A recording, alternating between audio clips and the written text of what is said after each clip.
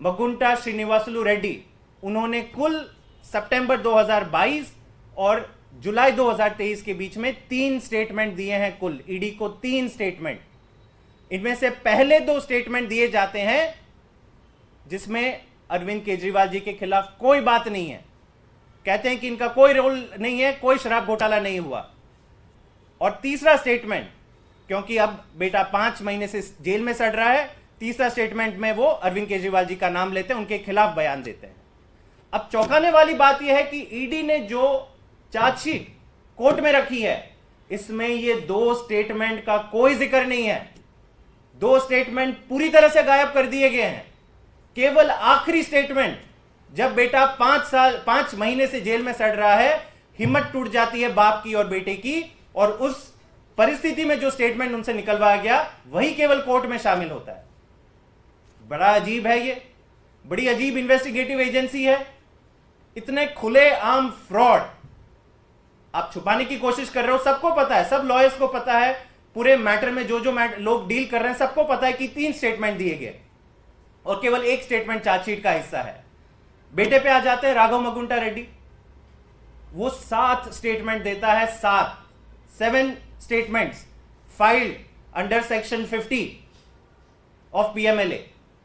और इन 7 स्टेटमेंट में से पहले 6 स्टेटमेंट में वो क्या कहता है, मैं अरविंद केजरीवाल जी से कहीं नहीं मिला, इनका कोई लेना देना नहीं है, कोई शराब घोटाला नहीं हुआ।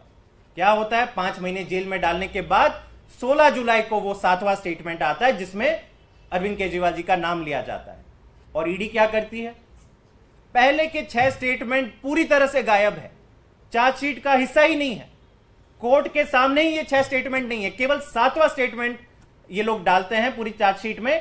और पूरा का पूरा केस पहले शरत रेड्डी के बयान पे, अब ये 2 बाप बेटे एमएसआर और राघव रेड्डी के बयान के ऊपर पूरा केस खड़ा करते हैं। और देश की one of the top 3 parties, आम आदमी पार्टी जो राष्ट्रीय पार्टी है, उनके संयोजक अरविंद केजरीवाल जी और सिटिंग चीफ मिनिस्टर को इन 3 लोगों के बयान के आधार पर जेल में डाल देती है। तो मैं वापस यही कहता हूं कि भाजपा इस लोकसभा चुनाव में कोई और स्कीम के लाभार्थी से वोट मांगने का प्रयास नहीं कर रही है। उनकी जो सबसे बड़ी उपलब्धि रही है पिछले सालों में, वो उनकी ये स्कीम रही है कि केजरीवाल को फंसाओ, जेल से आजादी पाओ। और जब मगुंटा श्रीनिवासलू रेड्डी की बात आती है तो इसमें और एक चीज जुड़ जाती है कि केजरीवाल को फंसाओ, जेल से आजादी भी पाओ और भाजपा की टिकट भी पाओ। मुझे नहीं लगता है कि आजाद भारत में इससे बड़ा फर्जी मुकदमा, इससे बड़ा फर्जी और पूरी तरह से ये जो षड्यंत्र रची जा रही है, वो कभी ऐसा नहीं हुआ होगा कि एक देश की सबसे one of the biggest parties के टॉप 4 नेताओं को आप जेल में डाल रहे हो और इन लोगों के बयान के ऊपर जेल पे डाल रहे हो जिनका सीधा कनेक्शन भाजपा से है। एक भाजपा का डोनर निकलता है, दूसरा भाजपा का अलायंस पार्टनर से उसे टिकट मिल जाती है। तो मेरे ख्याल से अब ये पूरा सच देश के सामने आ गया है।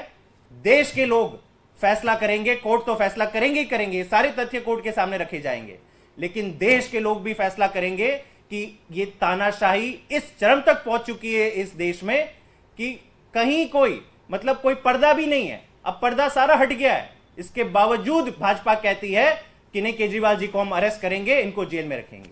अगर आप ये वीडियो YouTube पर देख रहे हैं तो हमारे चैनल को सब्सक्राइब करें और बेल आइकन को दबाना ना भूलें। अगर आप Facebook पर ये वीडियो देख रहे हैं तो हमारे पेज को लाइक करें।